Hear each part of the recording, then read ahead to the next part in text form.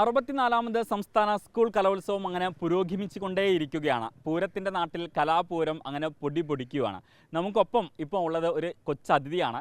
അതിഥിക്കൊപ്പം തന്നെ അതിഥിയുടെ മകൻ കൂടിയുണ്ട് എന്നുള്ളതാണ് പ്രത്യേകത. പ്ലേബാക്ക് സിംഗറായിട്ടുള്ള രാധികയാണ് നമുക്കൊപ്പം ഉള്ളത്. അപ്പം ഞാൻ പറഞ്ഞു ഇപ്പം പ്ലേബാക്ക് സിംഗറാണ് എന്ന് പറയുന്നു. പക്ഷേ ഈ കലോത്സവ വേദി ഇതിലൂടെയൊക്കെ തന്നെയല്ലേ ശരിക്കും ഈ സിനിമാ രംഗത്തേക്കും പിന്നണി ഗാന രംഗത്തേക്കൊക്കെ വന്നിട്ടുള്ളത്? തീർച്ചയായിട്ടും.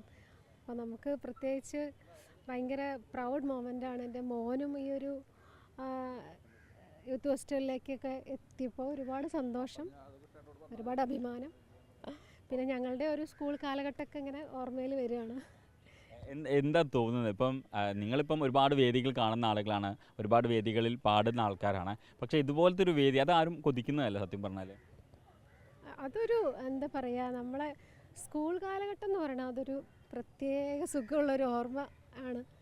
എന്താ പറയുക, ഇതിലൂടെയാണ് ഓരോ കലാകാരന്മാരും വളരുന്നതൊക്കെ. ഇന്നിപ്പം സിനിമയിലും അതുപോലെ തന്നെ എല്ലാ മേഖലയിലുള്ള ആളുകളൊക്കെ ഈ കലോത്സവ വേദികളിൽ നിന്ന് വന്ന ആളുകളാണ് അല്ലേ? നടിമാരായാലും നടന്മാരായാലും ഗാനരചയിതാക്കളാണെങ്കിലും എല്ലാവരും. ഇപ്പം മോനായിട്ടാണ് വന്നിട്ടുള്ളത്. എന്താ മോൻ്റെ പേരെന്താ? രോഹിത് കൃഷ്ണ. രോഹിത് മലപ്പുറത്തെ പ്രതിനിധീകരിച്ചാണ് ഇത്തവണ കലോത്സവ വേദിയിൽ എത്തിയിട്ടുള്ളത്. ഗസലായിരുന്നു ആയിട്ടോ അല്ലേ? ഓക്കെ, അപ്പോൾ നമുക്ക് ആദ്യം തന്നെ ആ ഗസൽ അങ്ങ് പഠിച്ചാലോ? ഓക്കെ. शोला था जल बुझाओ हवाएं मुझे न दो, मैं कब का जा चुका हूँ सदाएं मुझे न दो, शोला था. അടിപൊളി. അപ്പം റിസൾട്ട് വന്നോ? A grade. എ ഗ്രേഡ് കിട്ടി. അടിപൊളി, കൺഗ്രാറ്റുലേഷൻസ്. അപ്പോൾ ഇനിയിപ്പം ഒറ്റ ഐറ്റത്തിലാണോ ഉള്ളത്? ഇനി വേറെ ഉണ്ടോ? നാളെ ഉണ്ട് ലളിതഗാനം. ഓക്കെ, ഇപ്പം ലാസ്റ്റ് വർഷമാണോ? +2. അപ്പോൾ ഇതിനു മുൻപൊക്കെ ഏതിലൊക്കെയാണ്? ഈ പാട്ട് തന്നെയാണോ മെയിൻ പരിപാടി, അല്ലെങ്കിൽ മറ്റേതെങ്കിലും കലാപരമായിട്ടുള്ള കഴിവുകൾ? ഇല്ലല്ല, പാട്ടിൽ തന്നെയാണ്.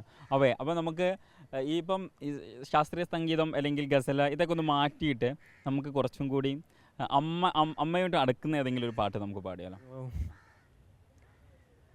വെറുമൊരു തൂവൽ കൊണ്ടു മുറിയും ചെറുമുന നോക്കു കൊണ്ടു വിളറും ഒരു നേർത്ത പൈതലിൻ്റെ മുഖമേ വിങ്ങിപ്പിടയാതെ നീ